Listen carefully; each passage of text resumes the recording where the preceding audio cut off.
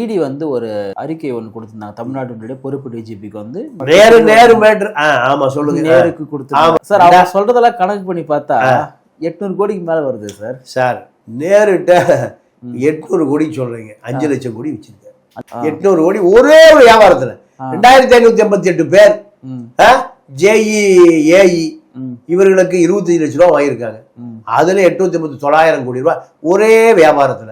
இந்த 5 வருஷத்துல மாசம் ஒரு வியாபாரம். எத்தனை வியாபாரம்? 500 வியாபாரம்.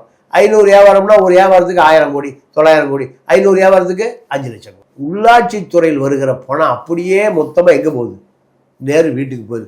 ட்ரூ வேல்யூ பில்டர்ஸ்னு ஒரு கன்ஸ்ட்ரக்ஷன் கம்பெனி வச்சிருக்காங்க. அங்கதான் உள்ளாட்சி சம்பந்தமா எல்லா டெண்டரும் அங்கதான் முடிவு பண்றாங்க. இப்ப இந்த இடி கொடுத்த அந்த அறிக்கைன்றது சும்மாவா சார்? இதை யாரை ஏமாத்துறதுக்கு? ஈடியை பிடிச்சாலும் உள்ள போடணும் முதல்ல. ஐயா 5 வருஷம் ஈடிக்கு தெரியாதா? எத்தனை லட்சம் சார்? மத்திய அரசுக்கு தெரியாமல் அணுவும் அசையாது.